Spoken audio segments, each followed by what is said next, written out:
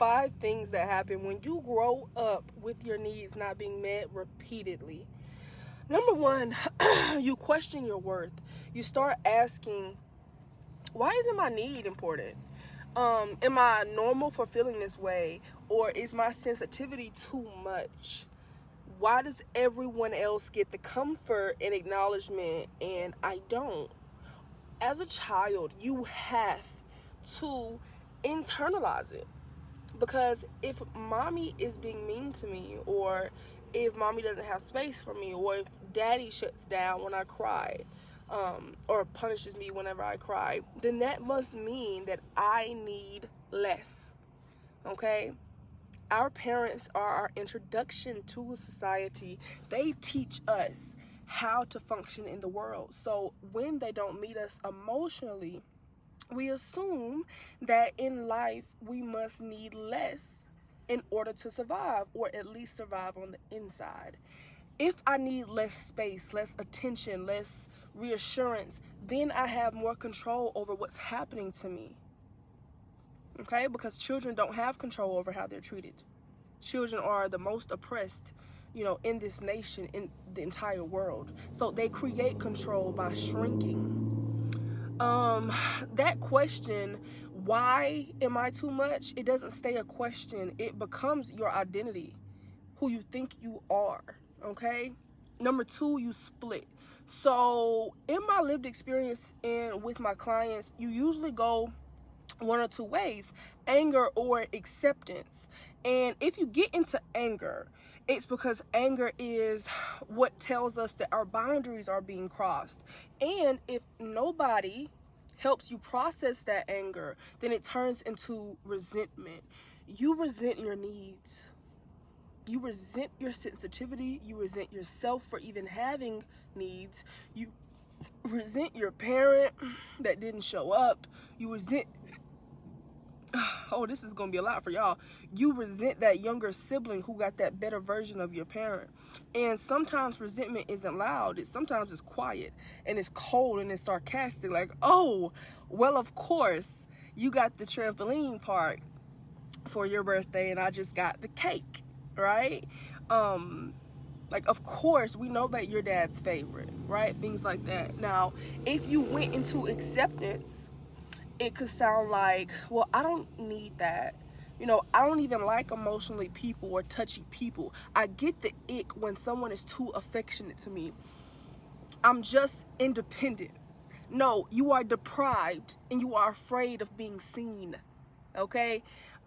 You're afraid of feeling safe because you never got that. So it feels safer to say that you don't need the emotional closeness because, what's the alternative? I needed that and I never got it. Right. So this is where the self-abandonment starts, because once you abandon one need, usually emotional, you slowly abandon the rest. You don't eat when you're hungry because you don't feel like cooking. Okay? You don't sleep when you're tired. You overwork. You tolerate disrespect. You say, I'm fine, when it's not fine. You show up to Thanksgiving every time, even though you know that you're not a welcome there, right? You accept your fate instead of questioning the wound. And number 3, the split becomes like your adolescence. So if your anger turned into resentment, then your energetic signature at school probably looked like guarded, reactive on a whole, right? Slightly combative. You didn't like authority. You didn't trust the teachers. You felt misunderstood a lot. Probably always in ISSS. You were hypersensitive to unfairness, so you probably attracted friends who didn't stick up for themselves because you became the one who did. You let the anger out on the bullies and anyone who had something slick to say. You pushed people away because, well, you pushed them away before they could reject you. And you didn't always know why things kept, triggering you deeply. Now, if you lean more towards the acceptance turned into self-abandonment path, your adolescence probably looked a lot quieter. You were the mature one, the easy one, the responsible friend, the one who didn't cause problems, the one who planned everything, but inside you were disappearing. You became hyper aware to others, people like everyone else's moods, and you learn how to read the room before you learn how to read yourself.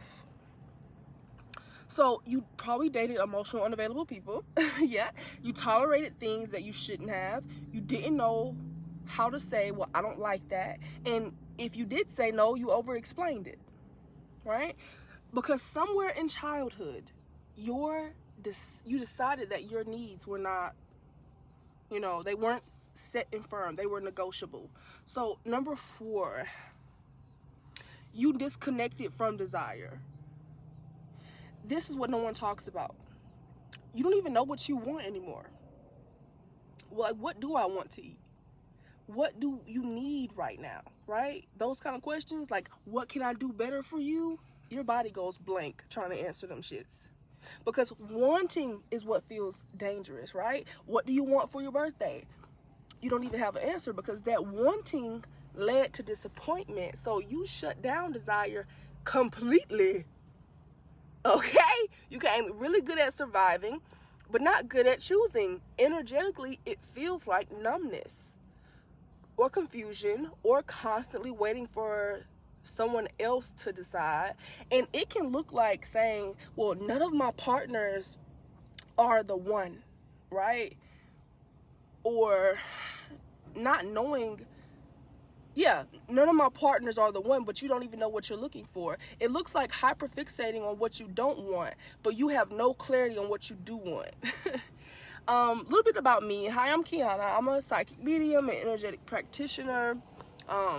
And what that means is I'm highly sensitive to energy. I do not focus on words that are being said. I do not focus on the actions that are being done. I tune into the energetic signature underneath them, the patterns, the emotional residue, the things that were never fully processed, but they're still shaping how you move. This is why I can see the wound. It's not just in your thoughts, it's how you show up, right? And who you choose, what you tolerate, how you overfunction, what you quietly believe that you deserve, and that's normal for you. So my work is about gently uncovering the truth beneath the surface. That's what I specialize in, baby. So it's not to shame you, but it's to bring you back to yourself and to help you align to make those best decisions for your life. As an energy practitioner, I work directly with the energetic imbalances. So I clear that stagnant energy or that balled up condensed energy through cleanses and protective work. I help release those unhealthy attachments through cord cuttings so your energy isn't unconsciously being drained or siphoned. So the goal is simple: help you feel clear, grounded, and back in your own energy, back in your own body again. And I really specialize in helping people feel safe and loved within themselves. Number 5, though, you mistake familiarity with pain. And it's because you want what was in the home, and the home was inconsistent. So you say you want stability, but you feel chemistry with people who are unpredictable. And you say you want softness, but you feel pulled towards emotional distance, right? You don't like him unless, you have to double text him or something like that. Now, this doesn't just show up in relationships. It looks like staying friends with people who you would never choose, but you only stay friends because you went to school together or you work together. Staying in relationships where they only show up when it's convenient for them, right? Staying at the job where you're overworking, you're getting talked to crazy, your manager's just throwing shit on you, you're picking up everyone else's shifts, you're never getting promoted, but you tell yourself, at least it's stable. You accept breadcrumbs and you're calling it effort because at least you're getting something, right? You feel anxious when someone is actually consistent with you, and you don't do this because you like chaos or because you're broken. You chase it because it's familiar, and that feels like safety, right? Even when it hurts. Now, in my next video, I will speak on 5 things that happen when you start to acknowledge your needs after ignoring them your whole life. Tune in, and thank you for being here. Bye.